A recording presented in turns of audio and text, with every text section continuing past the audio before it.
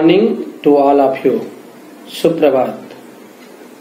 आज मैं सुधीर कुमार चौहान आपको आपके विषय वर्तमान भारतीय समाज एवं प्रारंभिक शिक्षा present Indian society and elementary education में आपको शिक्षा की संकल्पना, शिक्षा की अवधारणाओं के बारे में विस्तार से बताने का प्रयास करूंगा। जैसा कि आप सब जानते हैं कि शिक्षा सीखने सिखाने की प्रक्रिया है जो व्यक्ति के जन्म से लेकर जीवन पर्यंत चलती रहने वाली है। शिक्षा सतत सप्रयोजन युक्त जीवन पर्यंत चलने वाली प्रक्रिया है। शिक्षा शब्द का प्रयोग व्यापक तथा संकुचित दोनों ही अर्थों में किया जाता है। व्यापक अर्थ में मनुष्य के पर्यावरण में मौजूद उन सभी तत्वों से है जो उसका शारीरिक, मानसिक, चारित्रिक तथा व्यक्तित्व संबंधी सभी पक्षों का निर्माण करता है। शिक्षा मानव विकास का मूल साधन है। शिक्षा द्वारा मनुष्य की जन्मजात शक्तियों का विकास, उसके ज्ञान एवं कला कौशल में वृद्धि तथा व्यवहार में परिवर्तन किया जाता है और उसे सभ्य, सुसंस्कृत एवं योग्य नागरिक बनाया जाता है। शिक्षा की परिभाषाओं से पहले आप जानेंगे कि शिक्षा का जो अंग्रेजी नाम है वो एजुकेशन है। EDUCATION। एजुकेशन के बारे में विस्तार से आपको बताते हैं कि एजुकेशन के एक एक शब्द EDUCATION का क्या अपना अलग अलग अर्थ है। तो ई से होता है इक्विटी, जिसका अर्थ है शिष्टाचार। उसके बाद D for discipline. Discipline means क्या होता है आप जानते हैं? अनुशासन। यू फॉर यूनिवर्सलहुड, और यूनिवर्सलहुड का मतलब होता है विश्व बंधुत्व। सी का मतलब है सी से क्रिएटिविटी से, क्रिएटिविटी का अर्थ होता है सृजनात्मकता। ए जो है वो अवेयरनेस है और अवेयरनेस का मीन्स मतलब होता है जागरूकता। टी से होता है ट्रांसफॉर्मेशन। ट्रांसफॉर्मेशन का मतलब होता है रूपांतरण। आई का जो अर्थ है इंटीग्रिटी से लिया जाता है और इंटीग्रिटी मतलब होता है एकात्मकता। ओ ऑप्टिमिस्ट होता है और ऑप्टिमिस्ट आशावादी। आप जानते हैं कि जीवन में आशावादी होना भी एक बहुत महत्वपूर्ण बात है। और एन से होता है नोबिलिटी। नोबिलिटी का अर्थ होता है सौजन्य, सज्जनता। अब चलिए आपको एक एजुकेशन की एक और परिभाषा के बारे में बताते हैं जो हमारे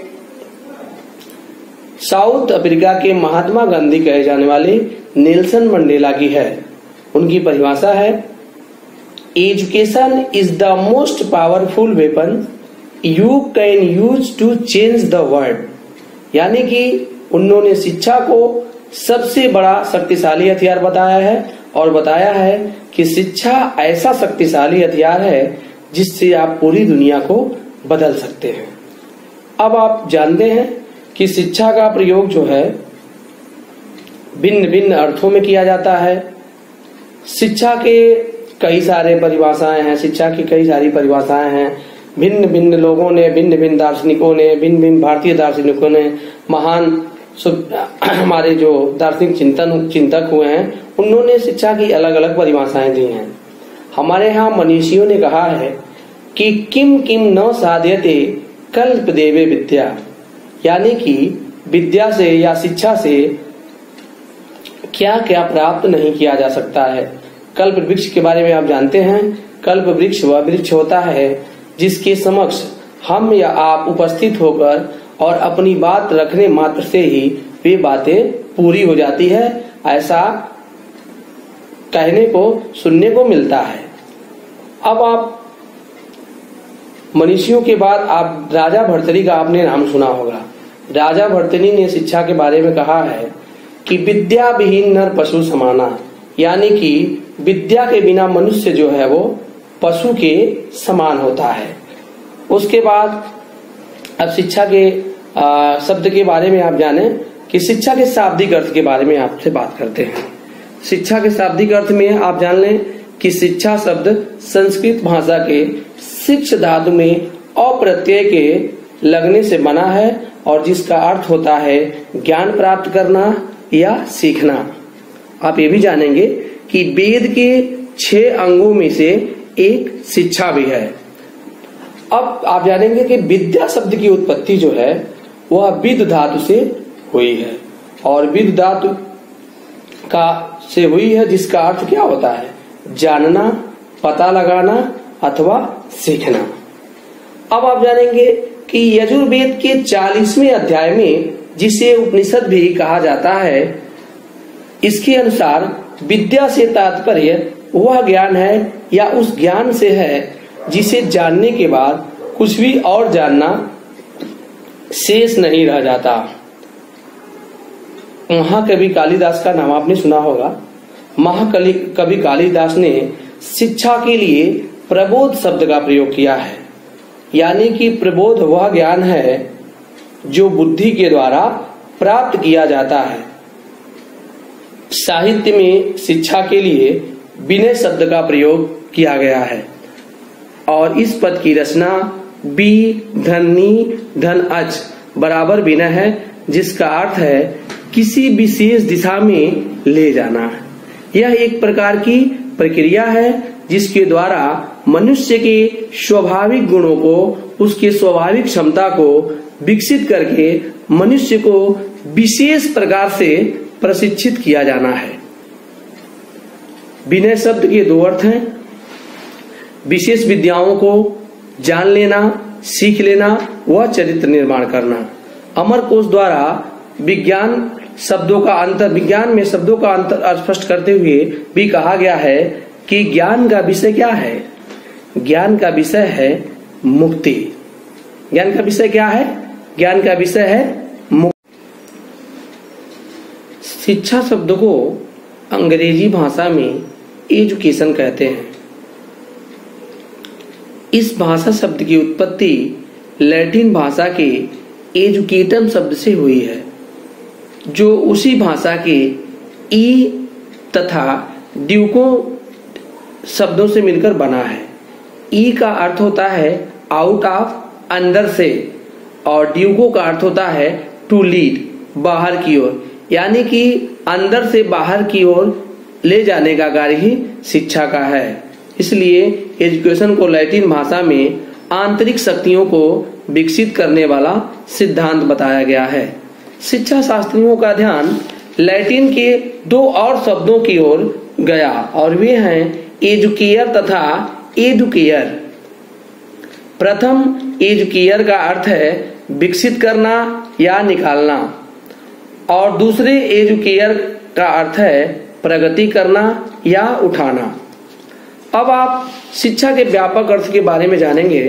व्यापक अर्थ में व्यक्ति का संपूर्ण जीवन ही शिक्षा है और शिक्षा ही जीवन है। डीवी ने शिक्षा को अनुभवों का संगठन माना है। शिक्षा एक प्रक्रिया है और ज्ञान केवल उसकी उत्पत्ति। शिक्षा एक कौशल है जिसे कोई भी व्यक्ति निरंतर प्रयास द्वारा, निरंतर अभ्यास द्वारा प्राप्त करता है। अब आप शिक्षा के संकुचित अर्थ के बारे में जानेंगे। संकुचित अर्थ में टी रेमार्ट ने शिक्षा के स्वरूप को स्पष्ट किया है। टी रेमार्ट ने शिक्षा के संकुचित अर्थ को स्पष्ट करते हुए कहा है कि संकुचित अर्थ में शिक्षा का प्रयोग बोलचाल की भाषा और कानून में किया जाता है और इस अर्थ में शिक्षा व्यक्ति के आत्मविकास और सामान्य प्रभावों को अपने में कोई स्थान नहीं देती है। इसके विपरीत वह केवल उन विशेष प्रभावों को अपने में स्थान देती है जो समाज के अधिक आयु के व्यक्ति जानबूझकर और नियोजित रूप से अपने से छोटे पर डालते हैं। अब आप शिक्षा के विश्लेषणात्मक अर्थ को जानने से पहले यह जान लेंगे कि समाज में शिक्षा के लिए क्या है कि शिक्षा एक ऐसी क्रिया अथवा प्रयास है जिसमें मानव समाज से अधिकाधिक परिपक्व लोग न्यून परिपक्व लोगों के अधिकाधिक परिपक्वता के लिए प्रयास करते हैं। विश्लेषणात्मक अर्थ के बारे में, शिक्षा मनुष्य की जन्मजात शक्तियों का सर्वांगीण विकास करती है जिससे मनुष्य अपने जीवन की सफलता को प्राप्त करता है। एडिसन महोदय का एक स्टेटमेंट है कि शिक्षा वह प्रक्रिया है जिसके द्वारा मनुष्य में निहित उन शक्तियों और गुणों का दिग्दर्शन होता है जिसका ऐसा होना शिक्षा के बिना संभव नहीं है। अर्थात हम कह सकते हैं कि शिक्षा एक ऐसी प्रक्रिया है जो मनुष्य के जन्मजात शक्तियों का स्वाभाविक और सामंजस्यपूर्ण विकास में योगदान देती है। उसकी व्यक्तिगता का पूर्ण विकास करती है, उसे अपने वातावरण से सामंजस्य स्थापित करने में सहायता देती है, उसे जीवन और नागरिक के लिए तैयार करती है। अब महाकवि कालिदास का आपने नाम सुना होगा। तो महाकवि कालिदास ने प्रबोध शब्द का प्रयोग किया था, आपको पता है। और प्रबोध क्या है? प्रबोध वह ज्ञान है जो बुद्धि के द्वारा क्या है? प्रबोध वह ज्ञान है जो बुद्धि के द्वारा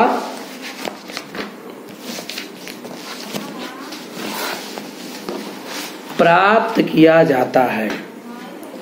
अब शिक्षा की विभिन्न अवधारणाओं के बारे में बात करते हैं। आप जानते हैं कि शिक्षा क्या है? शिक्षा मानव का विकास है। शिक्षा एक प्रशिक्षण है। यहाँ आपको शिक्षा और प्रशिक्षण में अंतर स्पष्ट करते हुए आपको बताना चाहते हैं कि शिक्षा और प्रशिक्षण अलग अलग चीजें हैं। आप जानते हैं कि शिक्षा सीखने सिखाने की ऐसी प्रक्रिया है जो जन्म से लेकर और मृत्यु पर्यंत चलती रहती है। लेकिन प्रशिक्षण के बारे में आप जानते हैं, प्रशिक्षण समय विशेष का हो सकता है, 6 महीने, 3 महीने, साल भर, 2 साल का होता है। आप समझ सकते हैं कि जो आपका ट्रेनिंग कोर्स है 4 सेमेस्टर और 2 वर्ष का आपका प्रशिक्षण है। तो शिक्षा प्रशिक्षण में अंतर क्या हुआ कि शिक्षा सदैव चलने वाली प्रक्रिया है, जीवन पर्यंत चलते रहती है, और प्रशिक्षण जो है वह कुछ समय विशेष का होता है।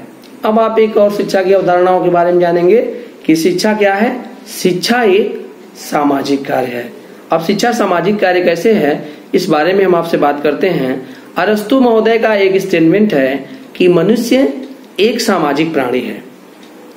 जन्म एवं मृत्यु के बीच की समयावधि में अपने जीवन की गुणवत्ता एवं विकास, अपने जीवन को गुणवत्तावान एवं विकासवान बनाने के लिए मनुष्य शिक्षा का आश्रय लेता है। शिक्षा उसे व्यवसायिक हुनर में दक्षता प्रदान कर समाज का कुशल नागरिक बनाने में महत्वपूर्ण भूमिका अदा करती है। शिक्षा मनुष्य में ज्ञान का बीजारोपण करती है और ज्ञान का बीजारोपण कर उसे सामाजिक मर्यादाओं के अनुसार जीवन निर्वाह करवाती है। इसलिए शिक्षा एक सामाजिक प्रक्रिया है। अब एक और सवाल है या एक तरफ और ध्यान जाता है कि शिक्षा सुनियोजित और उद्देश्यपूर्ण प्रक्रिया है। तो आप जानते हैं कि शिक्षा का कार्य व्यक्ति को उसके वातावरण से उन उद्देश्यों से समायोजित करता है जिससे व्यक्ति व समाज दोनों को दीर्घकालिक संतुष्टि प्राप्त हो सके। शिक्षा के प्रक्रिया के अंतर्गत ढंग से उद्देश्यों की पूर्णता को दृष्टिगत रखकर संचालित होती है।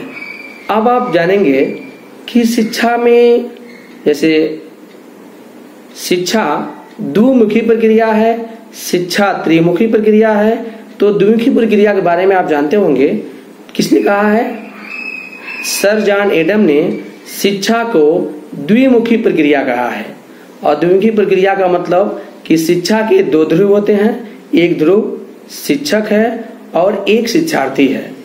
तो जॉन एडम ने शिक्षा को द्विमुखी या ध्रुवीय प्रक्रिया माना है और शिक्षा त्रिमुखी प्रक्रिया है। किसने कहा है? तो जॉन डीवी ने शिक्षा को त्रिमुखी प्रक्रिया माना है, 3 डायमेंशनल। अब शिक्षा के 3 ध्रुव कौन कौन हैं? तो शिक्षा के द्विमुखी प्रक्रिया में आपने जाना कि एक शिक्षक और शिक्षार्थी, और त्रिमुखी प्रक्रिया में शिक्षक और शिक्षार्थी के साथ समाज की मान्यताओं के अनुसार पाठ्यक्रम को भी स्थान दिया गया है। यानी कि शिक्षक होगा, शिक्षार्थी होगा और शिक्षक और शिक्षार्थी के साथ साथ क्या होगा? शिक्षक और शिक्षार्थी के साथ क्या होगा? समाज की मान्यताओं के अनुसार पाठ्यक्रम। अब एक शिक्षा के बारे में एक और बात आती है कि शिक्षा एक गतिशील प्रक्रिया है। गतिशील का मतलब सदैव चलने वाली प्रक्रिया है। तो आप इसको कैसे समझेंगे? आइए इसको जानते हैं कि शिक्षा में परिवर्तन का गुण होता है, जिससे शिक्षा व्यक्ति एवं समाज तथा राष्ट्र की आवश्यकताओं को पूरा करने में समर्थ होती है। शिक्षा का यह कार्य अबाध्य रूप से हर समय चलता रहता है, इसीलिए शिक्षा को एक गतिशील प्रक्रिया के रूप में माना गया है। अब बात आती है कि शिक्षा बहुमुखी प्रक्रिया है। शिक्षा बहुमुखी प्रक्रिया कैसे है? तो आप जानते हैं सभी प्रकार के सामाजिक आर्थिक क्रियाकलापों का शैक्षिक महत्व होता है। विद्यार्थी को अपने साधनों और तथा प्रजातियों के चयन की अपनी रुचि अनुसार स्वतंत्रता दी जा रही है, जिससे पूर्णकालिक, अंशकालिक, पत्राचार द्वारा शिक्षा एवं सूचना के स्रोतों द्वारा प्राप्त करने होने वाली स्व शिक्षा का उपयोग करने वाले स्व शिक्षा के लिए नए प्रकार की सेवाएं, संस्था जैसे सूचना केंद्र, भाषा प्रयोगशाला, वही लैंग्वेज लेबोरेटरी, अधिगम केंद्र, मुक्त विद्यालय तथा श्रव्य दृश्य साधनों के प्रयोग पर बल दिया जा रहा है। इसीलिए शिक्षा बहुमुखी प्रक्रिया है। अब शिक्षा के वास्तविक अर्थ के बारे में जानते हैं। तो व्यापक और संकुचित दोनों ही अर्थों में से कोई भी शिक्षा का वास्तविक अर्थ नहीं है। संकुचित अर्थ में शिक्षा एक निश्चित वातावरण में रहते हुए एक विशेष प्रकार की स्कूली शिक्षा को ही माना जाता है। व्यापक अर्थ में शिक्षा अधिक ही उदार हो जाती है, जो अनियंत्रित वातावरण में रहते हुए बालक के स्वाभाविक विकास में सहायता देती है। एक बालक को एक व्यापक और योग्य नागरिक बनाना है तो व्यापक और संकुचित दोनों ही अर्थों में समन्वय करना होगा, समन्वय बनाना होगा, जो चेतन और अचेतन रूप में बालक की व्यक्तिगत रुचि, बालक की योग्यताओं, बालक का रुझान, सामाजिक आदर्शों को ध्यान में रखते हुए आवश्यकता अनुसार उसको स्वतंत्रता प्रदान कर उसका बौद्धिक, सामाजिक, सांस्कृतिक और आध्यात्मिक विकास किया जा सके। और उसके व्यवहार में इस प्रकार शिक्षा परिवर्तन करती है जिससे व्यक्ति एवं समाज दोनों उन्नति के अर्थ में आगे बढ़ते हैं। अब बात होती है, करते हैं शिक्षा के अंगों के बारे में। तो शिक्षा के कितने अंग हैं? शिक्षा के प्रमुखतया 3 अंग हैं। शैक्षिक तकनीकी के दृष्टिकोण से शिक्षा के 3 अंग हैं। पहला है शिक्षक, दूसरा है शिक्षार्थी और तीसरा है सीखने सिखाने की परिस्थितियां, पाठ्यक्रम। तो शिक्षार्थी के बारे में जानते हैं कि शिक्षार्थी, तो आज के लिए हमारे पास एक सबसे चुनौतीपूर्ण प्रश्न है कि शिक्षार्थी क्या सीखते हैं और क्या नहीं। इस विषय पर अनेक शोध और अध्ययन हुए हैं और उन अध्ययनों से हम इस निष्कर्ष पर पहुंचे हैं कि सीखने की क्रिया में शिक्षार्थी के शारीरिक, मानसिक स्वास्थ्य, उसके सामाजिक विकास, उसकी मानसिक परिपक्वता, सीखने की इच्छा, उसका पूर्व अनुभव, उसका ज्ञान, नैतिक गुण, चरित्र बल, उत्साह, थकान और उसकी अध्ययनशीलता पर निर्भर करती है। शिक्षक तो उसके सीखने में एक सहायक के रूप में कार्य करता है। यही कारण है कि आज की शिक्षा की समस्त योजनाएं बालक को ध्यान में रखकर बनाई जाती है। यानी कि पहले हमारी शिक्षा व्यवस्था कैसी थी? पहले हमारी शिक्षा व्यवस्था जो है वो अध्यापक केंद्रित थी और आज हमारी शिक्षा व्यवस्था क्या है? बालक केंद्रित है, यानी कि चाइल्ड सेंटर्ड है। शिक्षक के बारे में जान लेंगे। शिक्षक, प्रत्येक बच्चा कुछ न कुछ शक्तियों को लेकर पैदा होता है। शिक्षक तो इन शक्तियों के आधार पर उसके विकास में सहायता करता है। शिक्षक का कार्य बड़ा ही चुनौतीपूर्ण है। आप सब जानते हैं, एक अच्छे शिक्षक का शारीरिक और मानसिक स्वास्थ्य अच्छा होना चाहिए। शिक्षक अपने उत्तरदायित्वों को तभी पूरा कर सकते हैं। आपके लिए एक बहुत जरूरी बात, चूंकि आप भी शिक्षक बनने की प्रक्रिया में हैं, इसलिए आपको यह जानना जरूरी है। शिक्षक का कार्य बड़ा चुनौतीपूर्ण इसीलिए है क्योंकि एक अच्छे शिक्षक का शारीरिक और मानसिक स्वास्थ्य अच्छा होना चाहिए। शिक्षक अपने उत्तरदायित्वों को तभी पूरा कर सकते हैं जब उनमें सामाजिकता का उच्च दृष्टिकोण, उच्च दर्शन, नैतिकता एवं चरित्र बल की अधिकता, अपने विषय का स्पष्ट ज्ञान, अन्य विषयों के सामान्य ज्ञान, शिक्षण कौशल में दक्ष तथा संगठन शक्ति इत्यादि में वह प्रवीण हो। अब आइए पाठ्यक्रम के बारे में जानते हैं। तो पाठ्यक्रम के निर्माण के बारे में, पाठ्यक्रम का निर्माण देश काल तथा समाज की आवश्यकताओं, बालक की रुचि, बालक की रुझान, बालक की योग्यताओं पर निर्भर करता है। इसके द्वारा बालक के शारीरिक, मानसिक, भावात्मक विकास की कल्पना की जाती है। किसी भी स्थिति में यह साध्य नहीं होता। यह समाज द्वारा, राज्य द्वारा निर्धारित उद्देश्य की प्राप्ति करने का एक साधन मात्र होता है। नियोजित शिक्षा के उद्देश्य पूर्व निश्चित होते हैं।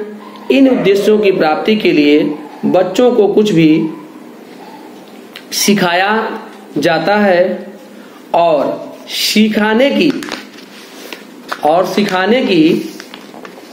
प्रक्रिया में जो कुछ सहायता करता है वह क्या है? वह हमारा पाठ्यक्रम है। सामाजिक वातावरण के बारे में भी हम थोड़ा सा जानकारी प्राप्त करना चाहेंगे। आज के समय में विद्यार्थी पर समाज की आर्थिक, धार्मिक, राजनीतिक स्थिति का सीधा सीधा प्रभाव पड़ता है। हम जिन व्यक्तियों के बीच में रहते हैं, हम जिनसे विचार विमर्श करते हैं, वे और उनकी भाषा, उनकी सभ्यता, संस्कृत आदि ही हमारा सामाजिक वातावरण होता है। अतः छात्रों की उचित शिक्षा तभी हो सकती है जब वातावरण स्वस्थ और नैतिक मूल्यों से परिपूर्ण हो। इस बात का ध्यान रखना बहुत जरूरी है कि आप भी शिक्षक बनने की प्रक्रिया में हैं और शिक्षक बनने की प्रक्रिया में आपको भी इन बातों का ध्यान रखना होगा कि एक शिक्षक के लिए सबसे जो जरूरी बात है वो यह है कि शिक्षक का शारीरिक और मानसिक स्वास्थ्य ठीक होना चाहिए, उसमें चरित्र बल की अधिकता होनी चाहिए, अपने विषय का पूर्ण ज्ञाता होना चाहिए और अन्य विषयों के सामान्य ज्ञान की जानकारी रखने वाला ही होना चाहिए। शिक्षा की कुछ परिभाषाओं के बारे में बात करते हैं। आप जानते हैं कि जगत गुरु शंकराचार्य जी ने भी, उनके दृष्टि में शिक्षा क्या है? सा विद्याया विमुक्तये, अर्थात विद्या वह है जो हमें मुक्ति दिलाए। युग पुरुष महात्मा गांधी के बारे में भी आपने जाना कि मनुष्य के मन, शरीर तथा आत्मा का विकास ही शिक्षा का उद्देश्य होना चाहिए। आप ये भी जानते हैं कि शिक्षा क्या है? हमारे आंतरिक शक्तियों को अंदर से बाहर की ओर, मनुष्य के अंदर, बालक के अंदर, अधिगमकर्ता के अंदर, सीखने वाले के अंदर वो सारी शक्तियां मौजूद हैं, सारी शक्तियां विद्यमान हैं। शिक्षा का कार्य क्या है? अंदर से बाहर की ओर, उसको क्या है? अंदर से बाहर की ओर लाने का कार्य किसका है? शिक्षा का है। अब युग पुरुष महात्मा गांधी ने शरीर, मन और आत्मा, इन तीनों के विकास पर समान बल दिया है। महात्मा गांधी के शब्दों में, शिक्षा से मेरा अभिप्राय बालक के और मनुष्य के शरीर, मन तथा आत्मा के सर्वांगीण व सर्वोत्कृष्ट विकास से है। अरस्तु ने क्या कहा? अरस्तु मनुष्य के शारीरिक और मानसिक विकास पर बल देते थे।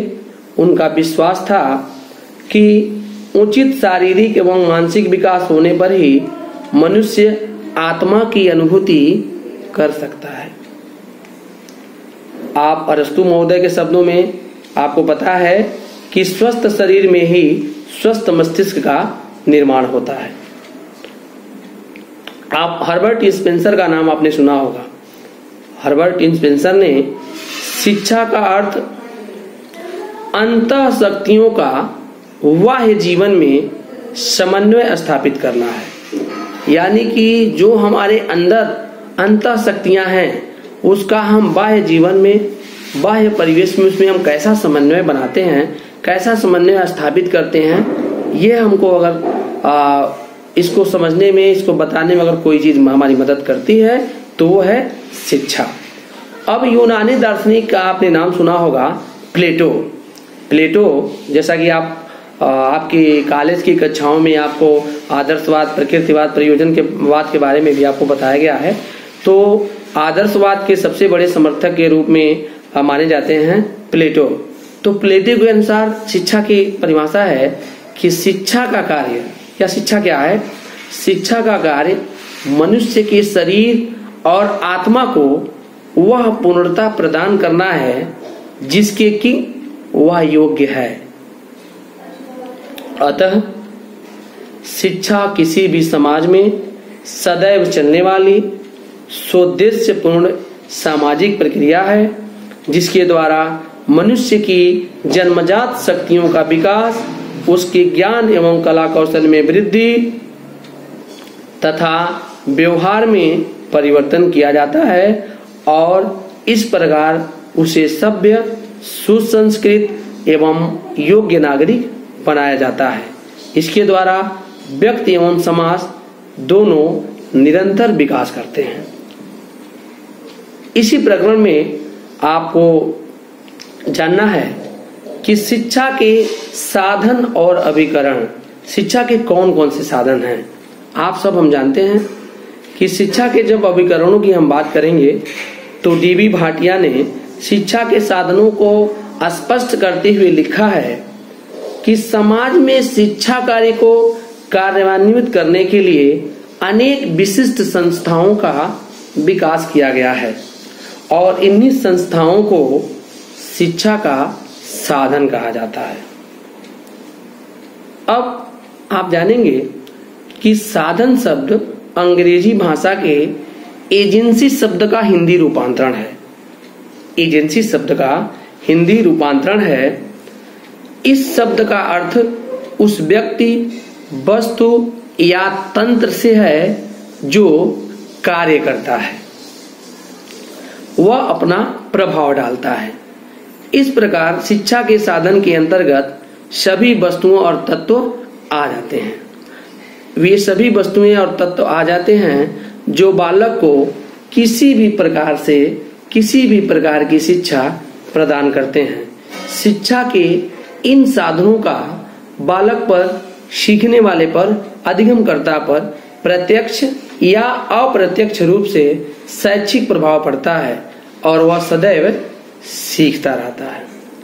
अब थॉमसन के बारे में सुनेंगे, थॉमसन का विचार जानेंगे कि व्यापक अर्थ में संपूर्ण वातावरण व्यक्ति की शिक्षा का साधन है, किंतु इस वातावरण में कुछ तत्वों का विशेष महत्व है,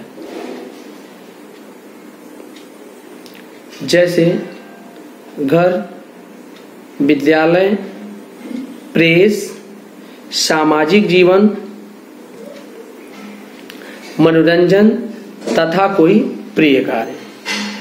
शिक्षा के साधनों के वर्गीकरण की बात करते हैं तो आप सब जानते हैं कि शिक्षा के साधनों का जो वर्गीकरण है वो 3 रूपों में किया गया है।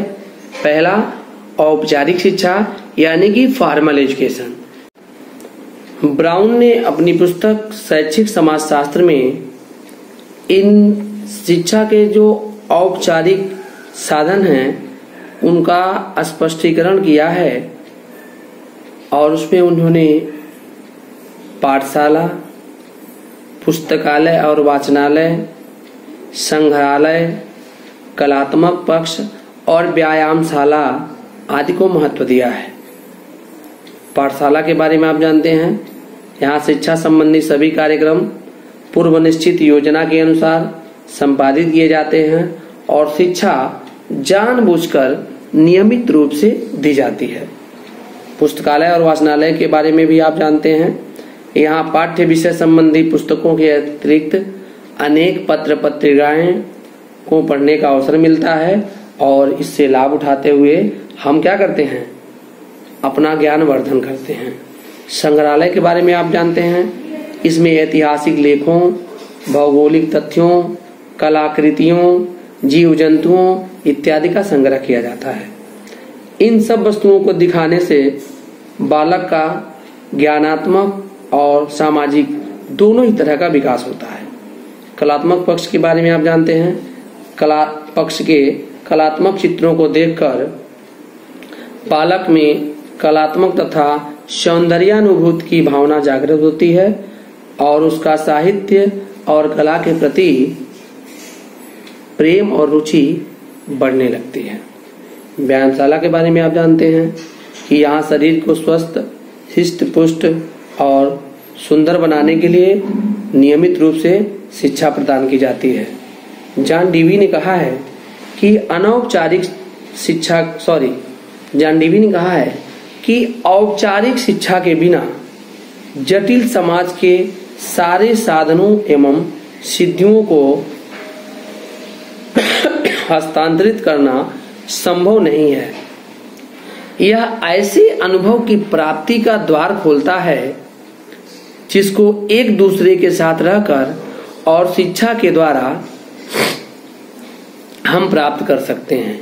दूसरी तरफ जॉन डीवी का विचार है कि औपचारिक शिक्षा बड़ी सरलता से तुच्छ, निर्जीव, अस्पष्ट और किताबी बन जाती है। अविकसित समाजों में जो संचित ज्ञान होता है उसे कार्यों में